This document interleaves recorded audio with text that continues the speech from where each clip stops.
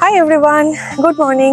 আমি মনস্বিতা, আপনাদের নিয়ে চলে এসেছি পরিযায়ী চোখের নতুন একটি পর্বে।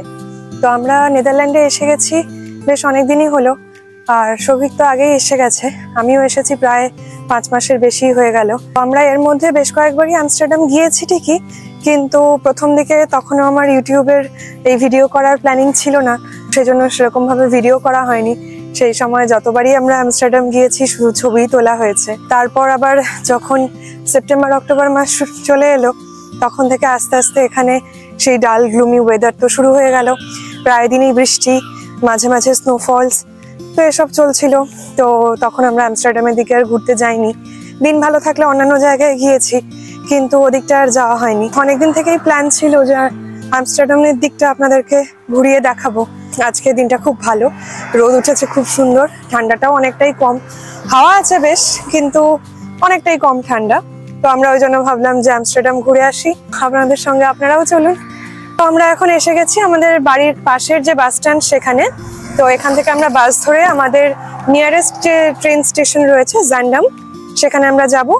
যেহেতু আমাদের একটু লেট হয়ে গেছে, তো আজকে আর হেঁটে যাব না, ট্রেন ধরবো। ট্রেন ধরে ডিরেক্ট আমরা চলে যাব আমস্টারডাম সেন্ট্রাল স্টেশনে। এখান থেকে তারপরে হেঁটে হেঁটে চারদিকটা ঘুরবো, আশেপাশে বিভিন্ন সুন্দর জায়গাগুলো আপনাদেরকে দেখাবো। তো আমাদের সঙ্গে থাকুন আমস্টারডাম দেখার জন্য। চলুন ঘুরে আসি আমস্টারডাম। এখানকার একটা খুব সুবিধাজনক ব্যাপার হলো, কোথাও যাওয়ার থাকলে বাড়ি থেকে বেরোনোর আগেই অ্যাপের মাধ্যমে আমরা দেখে নিই বাস, ট্রাম, ট্রেন ইত্যাদি নির্দিষ্ট জায়গায় কখন পৌঁছবে, আর সেই মতো বাড়ি থেকে বেরোলেই হলো। আর এইসব গাড়ি ঘোড়া কিন্তু বেশিরভাগ সময়ই নির্দিষ্ট সময়ে এসে পৌঁছয়। সেই কারণেই স্টেশনে এসেও আমাদের খুব বেশি সময় অপেক্ষা করতে হলো না। এসে পৌঁছানোর একটু পরেই চলে এলো আমাদের ট্রেন। নেদারল্যান্ডসের মেইন রেলওয়ে কোম্পানি হলো নেদারল্যান্ডসের স্পুরওয়েকেন বা এনএস, আর এদের অ্যাপের মাধ্যমে কিন্তু আমরা এই বিভিন্ন যানবাহনের ইনফরমেশনগুলি পেয়ে থাকি। এই এনএস ট্রেনের দুটি ভাগ রয়েছে, একটি এনএস ইন্টারসিটি আর একটি হলো এনএস স্প্রিন্টার। ইন্টারসিটি সমস্ত মেজর শহরগুলিকে কানেক্ট করে, আর স্প্রিন্টার ট্রেনগুলি ছোট ছোট স্টেশনগুলিকে কভার করে। আমাদের এই ট্রেনটিও ছিল দোতলা ইন্টারসিটি এক্সপ্রেস। এই ট্রেনের সুবিধা হলো এতে ফ্রি ওয়াইফাই, পরিষ্কার সুন্দর টয়লেট, ফার্স্ট ও সেকেন্ড ক্লাস কামরার সুবিধাগুলি পাওয়া যায়। কাছাকাছি কোনো স্টেশনে নামার না থাকলে এই ইন্টারসিটি এক্সপ্রেসে আমরা সাধারণত প্রেফার করি দোতলার সিটগুলি, তাই সিঁড়ি দিয়ে আমরা দুজন উঠে গেলাম দোতলায়, আর একটু এগোতেই জানলার ধারে দুটি ফাঁকা সিট পেয়ে গেলাম। কিছুক্ষণ পর আমস্টারডাম সেন্ট্রাল স্টেশনে নামতেই আমাদের চোখে পড়ল সদ্য চালু হওয়া Amsterdam to London Eurostar express station থেকে বেরিয়ে যাচ্ছে লন্ডনের উদ্দেশ্যে। অন্যান্য যাত্রীদের সঙ্গে আমরাও এবার এগিয়ে চললাম সাবওয়ের দিকে। এই আমস্টারডাম সেন্ট্রাল স্টেশন হলো নেদারল্যান্ডসের সবথেকে বড় এবং প্রধান রেলওয়ে স্টেশন। নেদারল্যান্ডসের ছোট বড় অন্যান্য শহর সহ ইউরোপের অন্যান্য দেশের সঙ্গেও আমস্টারডাম সেন্ট্রাল স্টেশন কানেক্টেড রয়েছে ছোট বড় বিভিন্ন ট্রেন এবং ইউরোস্টার ট্রেনগুলির মাধ্যমে। নিত্যযাত্রীদের পাশাপাশি পিক সিজন ছাড়াও সারা বছরই কিন্তু আমস্টারডাম সেন্ট্রাল স্টেশনে পর্যটকদের ভিড় লেগেই থাকে, আর তাদের বিভিন্ন ইনফরমেশন দিয়ে সাহায্য করার জন্য এই স্টেশনের একপাশেই চালু করা হয়েছে ওভি ইনফরমেশি বুথগুলি। এখান থেকে পর্যটকরা বিভিন্ন গাইডেড ট্যুরগুলির ব্যাপারে ইনফরমেশন সংগ্রহ করতে পারেন এবং টিকিটের ব্যবস্থা করে নিতে পারেন। নেদারল্যান্ডসে প্রতিটি স্টেশনে ঢোকা এবং বেরোনোর মুখে রয়েছে স্ক্যানিং মেশিন বা স্ক্যানিং গেটের ব্যবস্থা। ট্রাভেল করার আগে অবশ্যই মনে করিয়ে স্ক্যান না করিয়ে নিলে কিন্তু ফাইনের টাকা গুনতে হবে যাত্রীদের। আমরা পৌঁছে গেছি আমস্টারডাম সেন্ট্রাল স্টেশনে, আর স্টেশন থেকে বেরিয়ে আমরা প্রথমে যাচ্ছি স্টেশনের পেছন দিকটাতে। সেখানে রয়েছে আই নদীর ধারে একটা বড় বিল্ডিং, অ্যাডাম টাওয়ার, আর সেই টাওয়ার থেকে আমস্টারডাম সুইং এর ব্যবস্থা রয়েছে। যারা একটু অ্যাড্রিনালিন রাশ পছন্দ করেন, যারা একটু অ্যাডভেঞ্চারাস কিছু করতে পছন্দ করেন, তারা এটা ট্রাই করে দেখতে পারেন। এখানে যদি আপনারা আসেন তাহলে আমস্টারডাম যে পুরো শহরটা ওপর থেকে যে ভিউটা আপনারা পেয়ে যাবেন। আর তার পাশেই রয়েছে এই আই রিভার। দেখুন এখানে চারদিকটা দেখতে খুব সুন্দর লাগছে। মেঘহীন দিন হওয়ায় সূর্যের আলোয় চারদিকটা আজ যেন ঝলমল করছে। সামনেই একটা বেশ বড় পণ্যবাহী জাহাজ ভেসে যাচ্ছে আই নদীর ওপর দিয়ে। তবে রোদের ভালো রকম ঔজ্জ্বল্য থাকলেও তাপ কিন্তু তেমন নেই, বরং এখন এই নদীর ধারে এসে জলো হাওয়ায় আমরা যেন হাড় কাঁপানো ঠান্ডা অনুভব করছি। সেন্ট্রাল স্টেশন থেকে বেরিয়ে একটু বাঁদিকে এগোতেই যে ফেরিঘাট রয়েছে, সেখান থেকে প্রতি আধ ঘন্টা অন্তর বিনামূল্যে ফেরি ছাড়ছে অ্যাডাম টাওয়ারের দিকে। উৎসাহী যাত্রীরা সেভাবেও কিন্তু পৌঁছে যেতে পারেন অ্যাডাম টাওয়ারে। নদীর পাড়ে দাঁড়িয়ে সামনের দিকে তাকালেই খুব সহজেই চোখে পড়বে অ্যাডাম টাওয়ার, আর একটু ভালো করে লক্ষ্য করলেই দেখতে পাবেন সেই টাওয়ারের মাথার থেকে ঝুলন্ত দোলনায় চড়ছেন উৎসাহী যাত্রীরা। অ্যাডাম টাওয়ারের ওপর ওভার দি এজ এই সুইংটি কিন্তু ইউরোপের সব থেকে উঁচু সুইং, যা কিনা গ্রাউন্ড লেভেল থেকে প্রায় 100 মিটার ওপর অবস্থিত। আর যদি মনে করেন আমস্টারডাম সুইং এ চড়বেন না, তাহলে এখান থেকে শুধুমাত্র ফেরিতে চড়েই একটু নৌকা বিহার সেরে নিতে পারেন। তবে পর্যটকদের মধ্যে কারো যদি জল বা হাইটের ভয় থেকে থাকে, তাহলেও শুধুমাত্র এই আই নদীর ধারে বসেই কিন্তু অনেকটা সুন্দর সময় আপনারা কাটাতে পারবেন। পরিষ্কার দিনে যে কোনো সময় অথবা সূর্যাস্তের সময় কিন্তু এই জায়গাটি ভীষণ সুন্দর লাগে। আমরাও আগে বেশ কয়েকবার এখানে এসে সূর্যাস্তের সময় এখানে বসে অনেকটা সময় কাটিয়েছি। স্টেশনের পাশেই এবার চলুন আপনাদের বেশ ইন্টারেস্টিং একটা জিনিস দেখাই। ইতিমধ্যেই এই দেশের মানুষদের সাইকেল প্রীতির কথা তো আপনাদেরকে আমি জানিয়েছি, আর আমার আগের ভ্লগগুলোতেও নিশ্চয়ই আপনারা দেখে থাকবেন রাস্তাঘাটে কত রকমের সাইকেল দেখা যায়। আর এখানকার ট্রেনেও কিন্তু নিত্যযাত্রীরা চাইলে সাইকেল নিয়ে উঠতে পারেন। এবার প্রত্যেকদিন এই যে বিশাল সংখ্যক নিত্যযাত্রীরা এত সাইকেল ব্যবহার করছেন, এগুলি রাখার ব্যবস্থা করা হবে কোথায়? সেজন্যই তৈরি করা হয়েছে এই আন্ডারগ্রাউন্ড সাইকেল পার্কিং এরিয়া। নেদারল্যান্ডসে প্রতিটি স্টেশনের বাইরেই এরকম অত্যাধুনিক সাইকেল পার্কিং এর ব্যবস্থা করা হয়েছে। কোথাও আবার সাইকেল পার্কিংটি দোতলা তিনতলাও বড় হয়ে থাকে। এখানে যেমন ব্যবস্থা রয়েছে দোতলা সাইকেল পার্কিং এর, অর্থাৎ ওপর বা নিচের র্যাকে যে কোনো পছন্দসই জায়গায় নিত্যযাত্রীরা নিজের সাইকেলটি নিশ্চিন্তে রেখে যেতে পারেন, আর একসঙ্গে প্রায় কয়েক হাজার সাইকেল এখানে পার্ক করে রাখা যাবে। ভিডিওতে দেখেই আপনারা নিশ্চয়ই আন্দাজ করতে পারছেন এই সাইকেল পার্কিংটি কত বিশাল বড়। তবে শুনেছি এখানেও কিন্তু সাইকেল ঠিকমতো চাবি দিয়ে না রাখলে অনেক সময়ই তা চুরি হয়ে যাওয়ার ভয় থাকে। আজ আমরা আমস্টারডাম শহরের বেশ কিছু জায়গা ঘুরে দেখব বলে এখানে আর বেশি সময় নষ্ট করলাম না। তাই সাইকেল পার্কিং এরিয়া থেকে বেরিয়ে আবার স্টেশনের ভেতর দিয়ে আমরা এবার এগিয়ে চললাম স্টেশনের সামনের দিকে। আমস্টারডাম সেন্ট্রাল স্টেশনের এই বিশাল বিল্ডিংটি আমরা যতবারই দেখি না কেন প্রত্যেকবারই এটি আমাদের একই রকম ভাবে মুগ্ধ করে তোলে। অপূর্ব সুন্দর স্টোন ওয়ার্ক এবং ব্রিক ওয়ার্ক করা এই বিল্ডিংটিতে ছোঁয়া রয়েছে নিও রেনেসাঁ এবং গথিক রিভাইভাল আর্কিটেকচারাল স্টাইলের। দুদিকের দুটি ক্লক টাওয়ারের মাঝের অংশে থাকা দুটি সিংহ জাতীয় গর্ব, সাহস এবং শক্তির প্রতীক, আর তার নিচে থাকা তিনটি ছোট ক্রস বহন করছে সেন্ট অ্যান্ড্রিউর ক্রসের প্রতীক। মনে করা হয় এই ক্রসের চিহ্ন এই শহরকে সমস্ত রকম প্রাকৃতিক দুর্যোগের হাত থেকে রক্ষা করে চলেছে। পরবর্তীকালে এই তিনটি ক্রস চিহ্নকে আমস্টারডামের coat of arms, Amsterdam flag, historical বিভিন্ন বিল্ডিং এবং ব্রিজের চিহ্ন হিসেবেও গ্রহণ করা হয়। সুবিশাল আর সুন্দর এই আমস্টারডাম সেন্ট্রাল স্টেশনের পরিকল্পনা করেছিলেন পিয়ার কাইপার্স নামে একজন Dutch architect.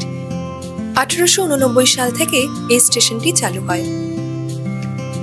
Amsterdam central station থেকে বেরোতেই স্টেশনের দুপাশে রয়েছে ট্রামে করে শহরের বিভিন্ন অংশে যাওয়ার সুবিধা।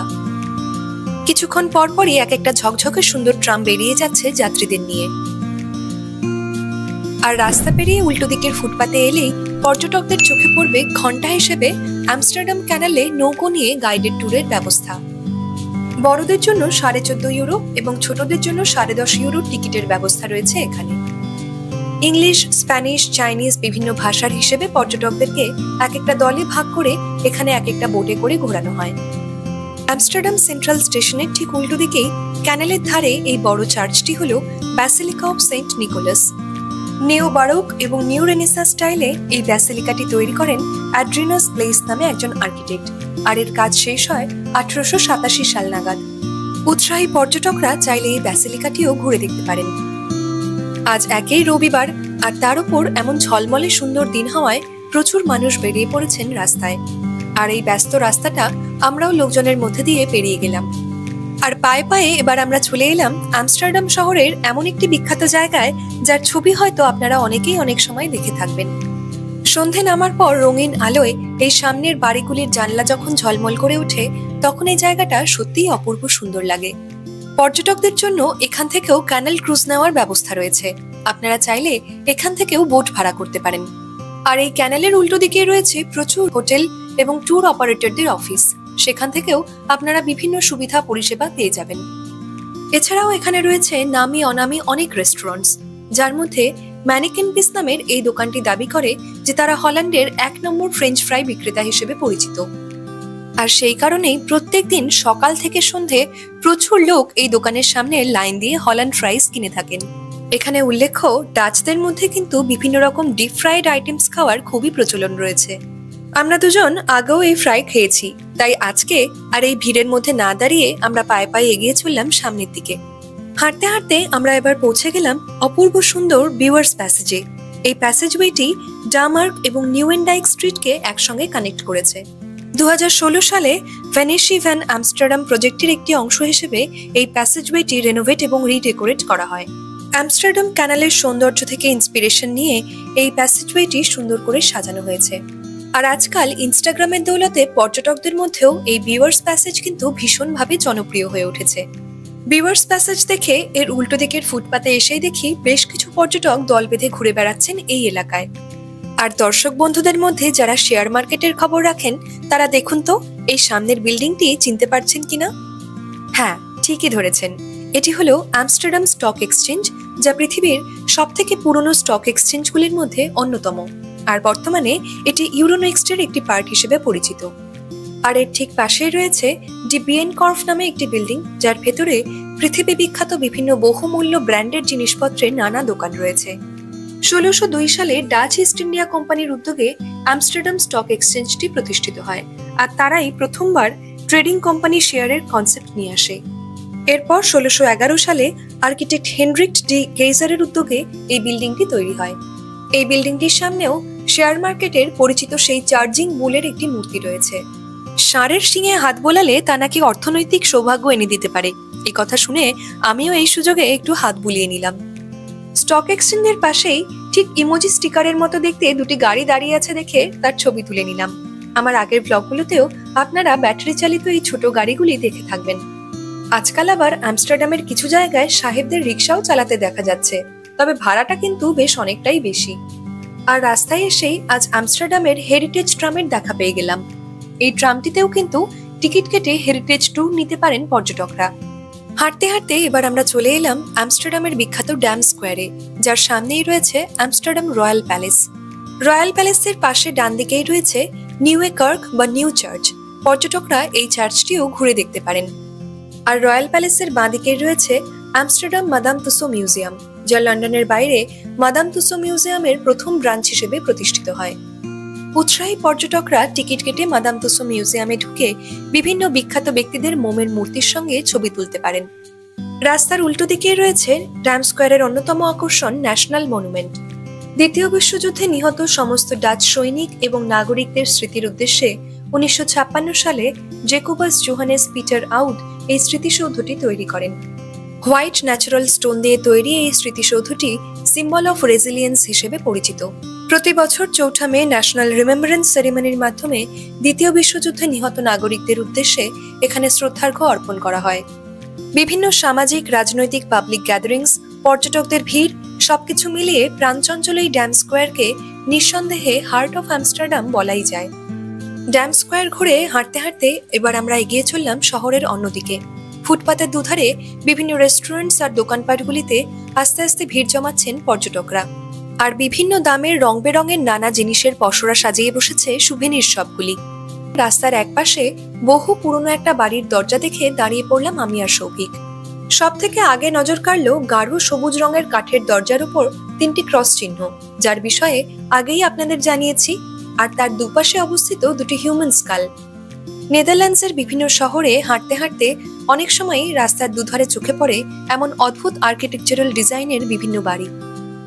আরেকটি ইন্টারেস্টিং জিনিস যা নেদারল্যান্ডসে খুব সহজেই পর্যটকদের নজর কাড়বে তা হলো বিভিন্ন বাড়ির মাথায় লাগানো বড় বড় হুক।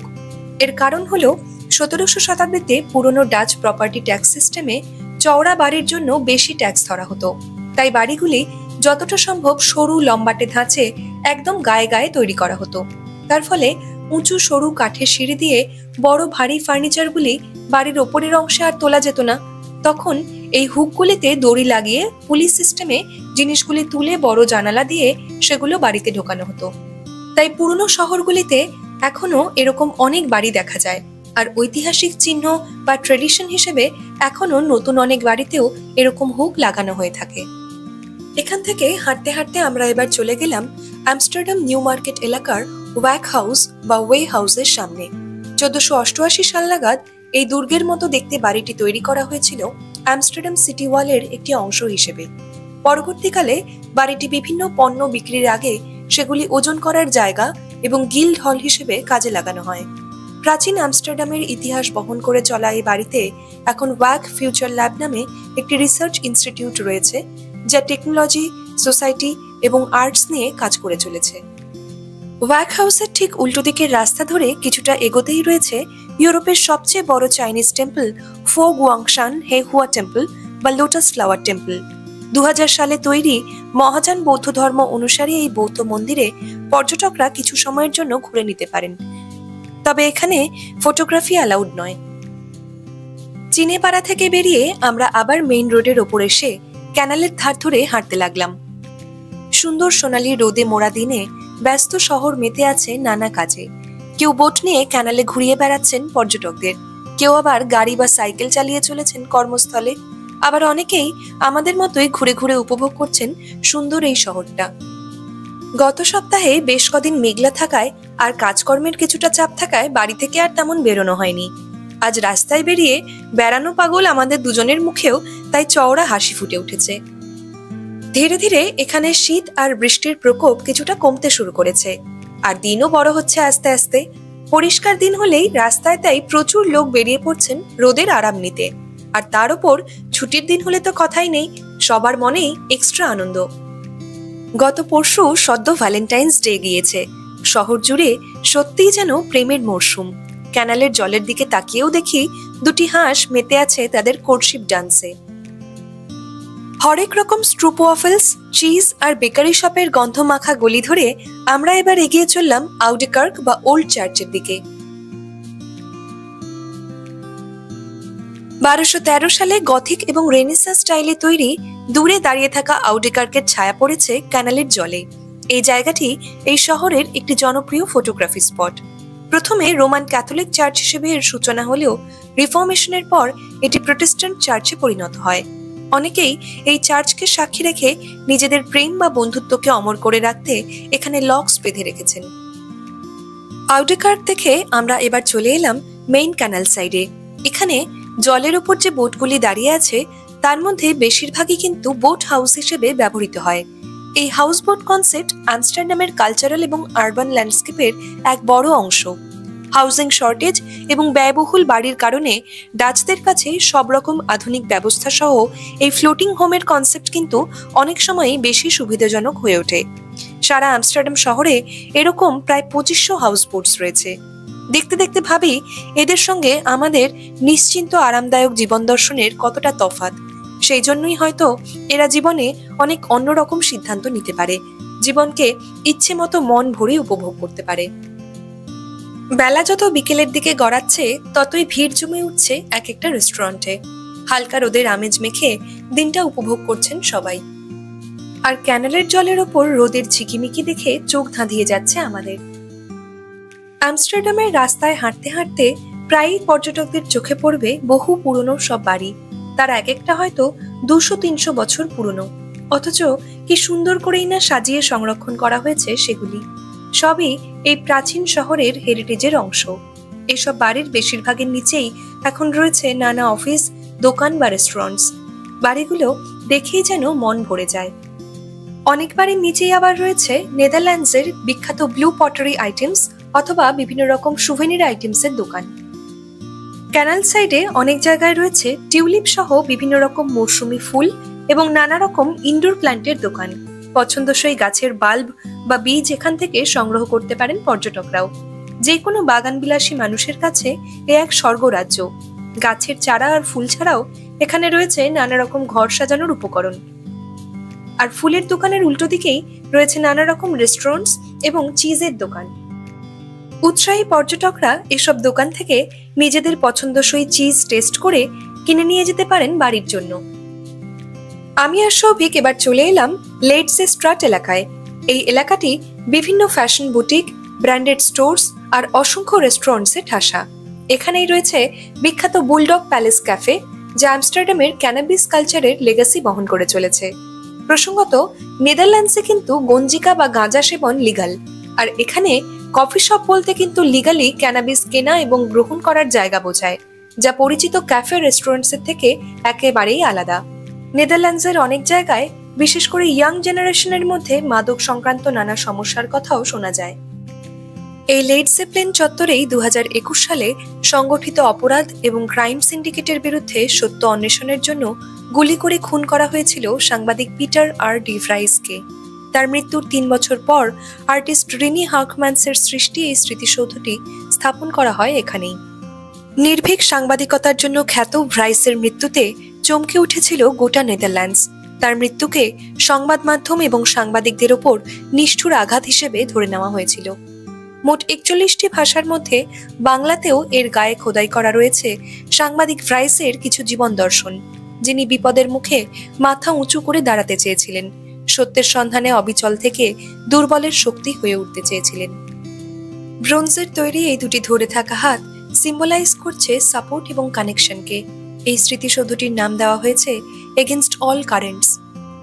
লেড জেপলিন থেকে কিছু দূর এগোতেই এক দোকানে আমাদের চোখে পড়ল বিখ্যাত ডাচ আর্টিস্ট রেমব্রান্টের আঁকা কিছু ছবি।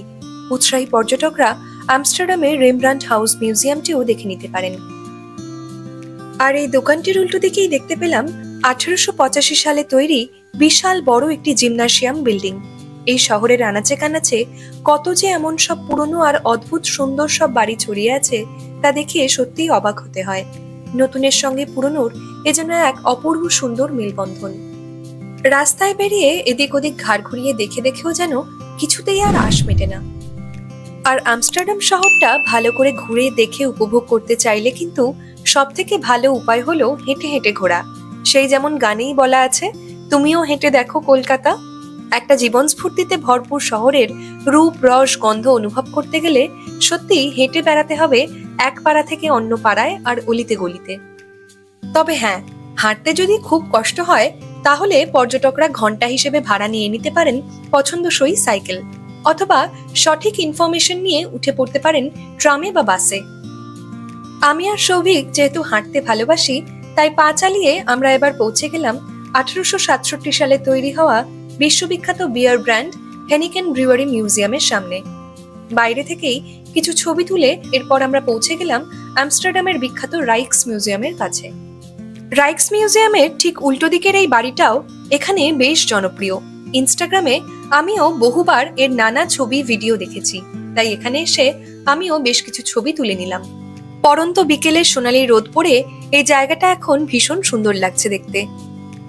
1885 সালে তৈরি হওয়া এই রাইক্স মিউজিয়ামের ডিজাইন করেছিলেন ডাচ আর্কিটেক্ট পিয়ার কাইপার্স।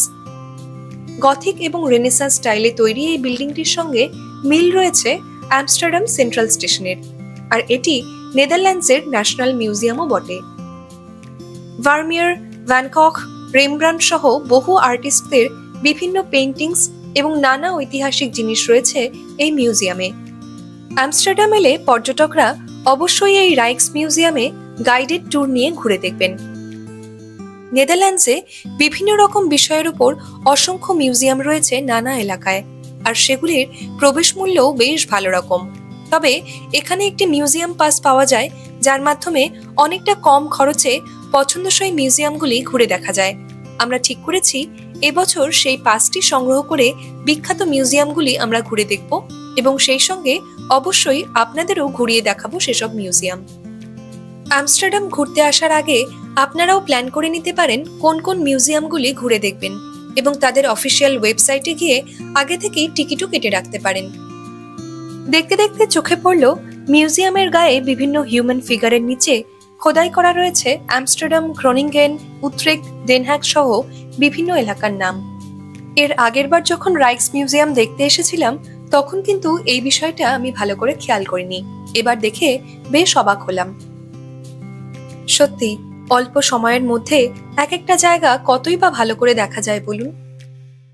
মিউজিয়ামের নিচের অংশ দিয়ে সাইকেল নিয়ে বা হেঁটে সহজেই চলে যাওয়া যায় ওপাশের মিউজিয়াম প্লেইন এরিয়াতে। ঠিক করলাম ছবি তোলা হয়ে গেলে আমরাও চলে যাব ওপাশের মিউজিয়াম প্লেইনে। আজকের বেড়ানোর লিস্টেও আরো বেশ কয়েকটি জায়গা বাকি থাকায় এবার পা চালিয়ে হাঁটতে লাগলাম আমরা দুজনে। মিউজিয়াম প্লেনে এসেই দেখি দারুণ এক দৃশ্য। এখানে বেশ কিছুটা জায়গা নিয়ে তৈরি করা হয়েছে অস্থায়ী আইস স্কেটিং রিঙ্ক, আর সেখানে বাচ্চা থেকে বুড়ো অনেকেই স্কেটিং করে চলেছেন মনের আনন্দে। বাচ্চাদের মধ্যে অনেকে আবার আইস হকিও খেলছে সেখানে।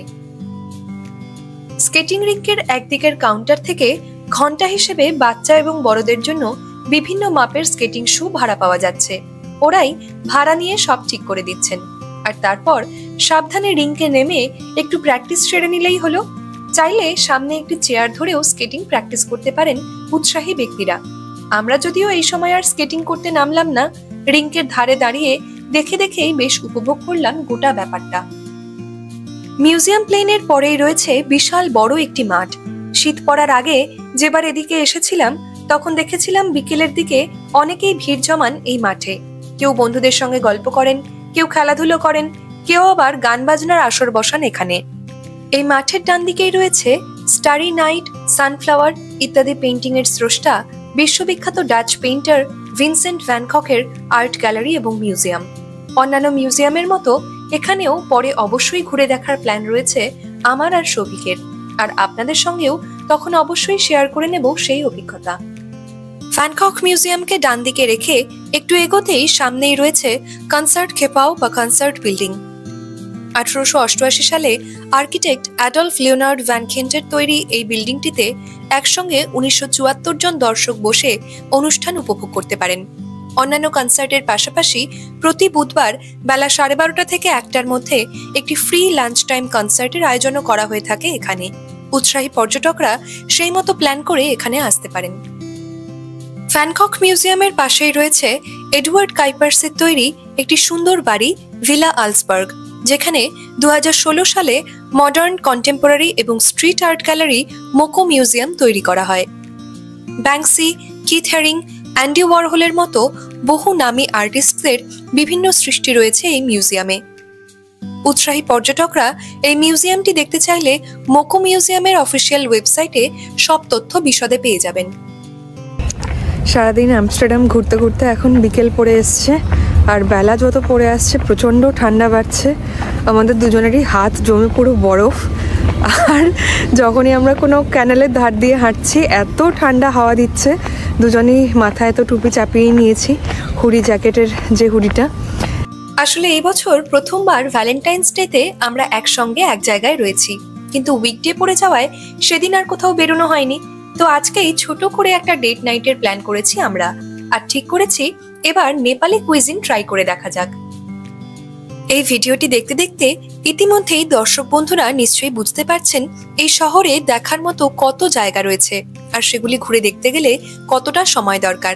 যাই হোক, আমরা দুজন আবার এগিয়ে চললাম আমাদের পরবর্তী গন্তব্যের দিকে।